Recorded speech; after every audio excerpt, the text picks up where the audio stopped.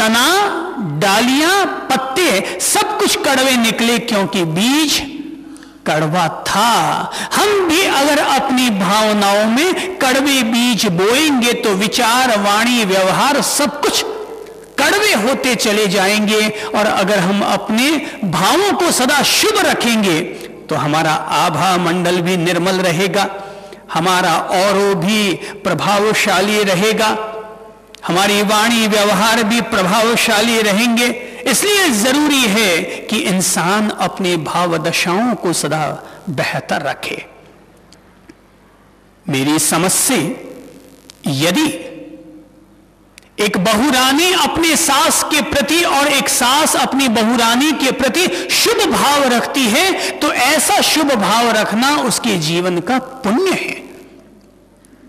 यदि आप दान देने को ही पुण्य समझते हो, धर्मशाला और कुआं बनाने को ही पुण्य समझते हो, तो भाई अब रोज रोज तो दान दिया नहीं जा सकता और रोज रोज तो कुएं और धर्मशालाएं बनाई नहीं जा सकती, क्योंकि भगवान जी ने अपन लोगों के घरों में कोई कुबेर का खजाना तो भर के नहीं रखा है। तो रोज रोज तो पैसा नहीं खर्च किया जा सकता। लेकिन मेरी समझ से अगर व्यक्ति अपने भावों को शुभ रखता है तो यह उसके जीवन का बहुत बड़ा पुण्य है। यदि एक बहू अपनी सास के प्रति एक अच्छी भाव दशा रखती है तो सदा पुण्य पथ की अनुगामी बनती है। एक सास यदि अपनी बहू को बेटी मानते हुए उसके प्रति प्यार मोहब्बत का नजरिया रखती है, ऐसा शुभ भाव रखती है, तो उसके द्वारा ऐसा रखा गया शुभ भाव भी पुण्य कहलाएगा। और अगर अशुभ भाव रखती है, बहू अगर सोचती है कि सास कब मरे और सास अगर सोचती है बहू कब घर छोड़ के जाए, तो सास और बहू के मन की यह दुर्भावना व्यक्ति के जीवन का पाप है। भाई भाई अगर साथ रहते हो तो पुण्य है, पर भाई भाई अगर आपस में एक दूसरे के प्रति वैर वैमनस्य, एक दूसरे के प्रति गलत भाव, ईर्ष्या के भाव अगर रखते हैं तो साथ में रहना भी पाप है। यदि हम महावीर के शब्दों पर गौर करें कि महावीर कहते हैं कि जिस समय व्यक्ति जैसे भाव रखता है वैसे ही उसके कर्मों का अनुबंध होता है, तो मेरे भाई सास बहू का, भाई भाई का एक दूसरे के प्रति अच्छे शुभ भाव होना ये जीवन का सदा सदा पुण्य कहलाएगा। ऐसा हुआ, एक बहन ने आकर मुझसे कहा कि गुरुदेव, मेरी सास और मेरे ससुर जी मेरे लिए देवता के समान आदरणीय हैं। आप माता पिता का सम्मान करने के लिए कहते हैं, जबकि हकीकत कुछ और है।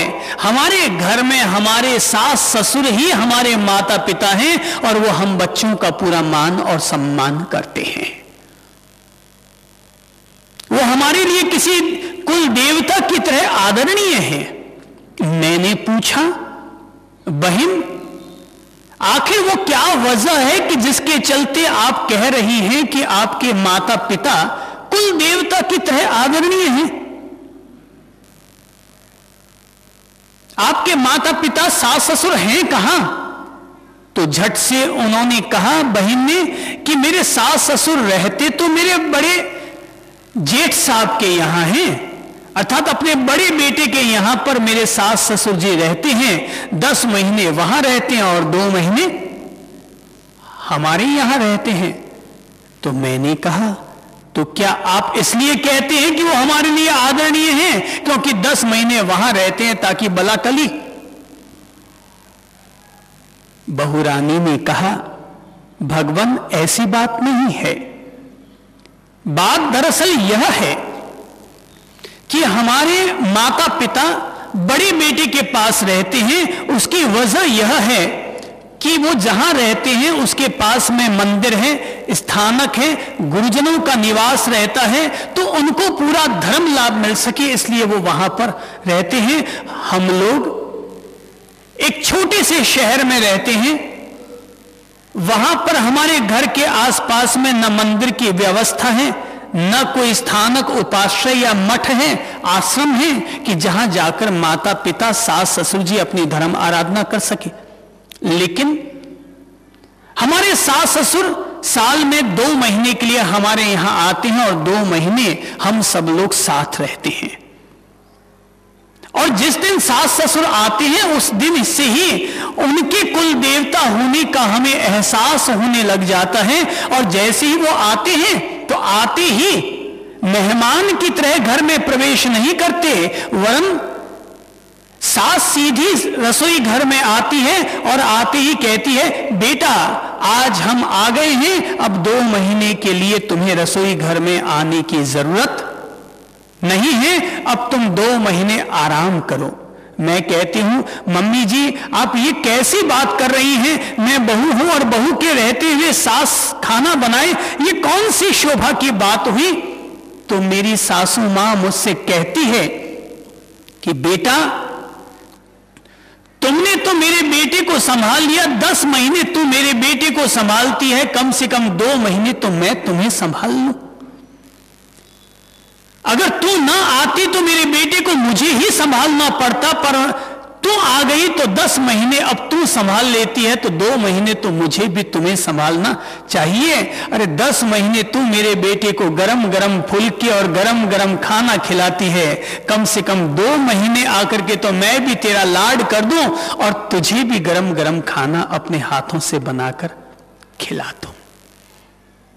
और मेरे जो ससुर साहब हैं ना, वो जिस दिन आते हैं उस दिन के बाद पोते और पोतियों के लिए हमें साफ निर्देश मिल जाता है, अब 2 महीने तक इन पोते और पोतियों को खिलाना, उनको स्कूल भेजना, स्कूल पहुंचाना, घर में किराने का सामान लाना, साग सब्जी लाना, ये सब हमारी जवाबदारी है।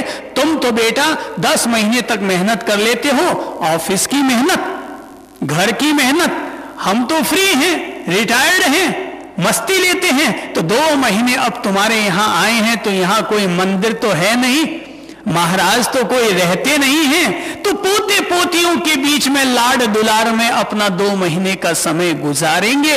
बताइए महाराज जी, क्या हमारे सास ससुर देवी और देवता के समान है या नहीं? आपका मन क्या कहता है कि नहीं है? क्यों है ऐसा? अगर व्यक्ति के भाव इतने अच्छे हैं तो अपने आप उनकी वाणी और व्यवहार भी अच्छे हो ही जाएंगे, पर मन के भाव अगर दूषित होंगे तो क्या कोई भी सास और बहू के बीच में 1 गिलास पानी मांगना होगा तो कौन मांगेगा पानी और कौन लाकर देगा? सास मांगेगी और बहू लाकर देगी। ये पूरे देश की पूरी संस्कृति की व्यवस्था है। पर जहां पर बहू को बहू नहीं समझा जाता, बहू को बेटी से भी ज्यादा आदर दिया जाता है, वहां पर उस शुभ भाव दशा के चलते सासू मां कहती है, बेटा तू बैठ, तेरे लिए पानी मैं ला करके दे देती हूं, तूने तो दिन भर काम किया हुआ है, दिन भर खाना बनाया हुआ है, बैठ बेटा बैठ, अब तेरे बच्चे को खाना मैं खिला देती हूं। ये जो शुभ भाव धारा है, मेरी समझ से मैं धर्म को बहुत सीधे सरल रूप में देखता हूं और मेरी समझ से धर्म बहुत सरल होता है। मैं जितना धर्म को समझता हूं उसके हिसाब से कहूंगा मेरे लिए धर्म बहुत सरल है, और सरल इस रूप में है कि इसके स्वरूप को अगर अख्तियार कर लिया जाए तो घर परिवार को यह स्वर्ग बनाता है, व्यक्ति के अपने जीवन को स्वर्ग बनाता है। मन अगर तनाव मुक्त है, मन अगर बेहतर है, मन अगर शानदार और शांत और आनंदपूर्ण बन चुका है, तो बताइए कौन आदमी होगा? मेरी समझ से मरने के बाद स्वर्ग वही चाहते हैं जो लोग आज वर्तमान को स्वर्ग न बना पाए। हम ध्यान धरते हैं तो ध्यान धर कर यही तो भाव भाते हैं कि हम अपने देह पिंड को पवित्र कर रहे हैं, हम अपने अंतर मन को पवित्र कर रहे हैं, हम अपने देह पिंड के विकारों को शांतिमय बना रहे हैं, हम अपने मनोविकारों को शांतिमय बना रहे हैं। तो वर्तमान को जिसने स्वर्ग जाना, वर्तमान क्षण को जिसने स्वर्ग बनाया, उस व्यक्ति का भविष्य भी स्वर्गमय हुआ करता है। तो अगर हम लोग एक दूसरे के प्रति शुभ भाव रखते हैं तो याद रखिएगा हमारे कर्मों के अनुबंध भी वैसे ही होंगे, हमें भविष्य में वैसे ही मिलेंगे जैसे कि हमने आज बीज बोए हैं। कड़वे बीज बोओगे तो फसलें भी कड़वी लगेंगी, पत्ते भी कड़वे होंगे, फल और फूल भी कड़वे होंगे। पर अगर हम अच्छे बीजों को बोते हैं, अच्छी भावदशाएं रखते हैं, अच्छी वाणी का उपयोग करते हैं, हर दूसरे के साथ अच्छा बेहतरीन व्यवहार करते हैं, तो जैसा कि कहा जाता है ना कि एक थी सासू मां, बूढ़ी हो गई तो उसकी बहू ने उसको तल घर में डाल दिया। मिट्टी की एक थाली पकड़ा दी गई, नीचे खाना भिजवा दिया जाता था। कहते हैं एक दफा पोता खेल रहा था और गेंद उछल करके दादी मां की मिट्टी की थाली पर गिर पड़ी और थाली टूट गई। कहते हैं कि थाली टूट गई, दादी मां रोने लगी, बेटा ये तूने क्या किया? जैसे तैसे तो एक थाली थी मिट्टी की, वो भी तूने तोड़ दी, अब कल से मैं किसमें खाऊंगी? पोती ने कहा मां, दादी मां, तो क्या तुम इसमें खाना खाती हो? बोले हाँ बेटा, मेरे भाग्य ऐसे हैं कि मुझे इसी में ही खाना खाना पड़ता है। दांत गिर गए मगर फिर भी सूखा टुकड़ा खाना पड़ता है। बेटे ने, पोते ने कहा दादी मां, आज तक तुमने जो खा लिया सो खा लिया, लेकिन अब कल से मैं तुम्हें इस मिट्टी की थाली में खाना नहीं खाने दूंगा। तो क्या हाथों में खिलाओगे?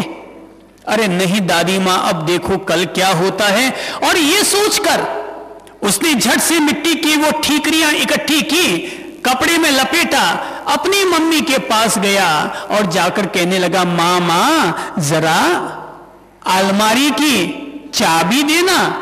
और तब मां ने चाबी पकड़ा दी बेटे को। बेटा गया और वो जो गठड़ी थी, वो मम्मी जिसमें अपने गहने रखती थी, अलमारी के उस लॉकर में ले जाकर उसने उसको वहां पर रख दिया। सांझ को मम्मी को किसी किटी पार्टी में जाना होगा,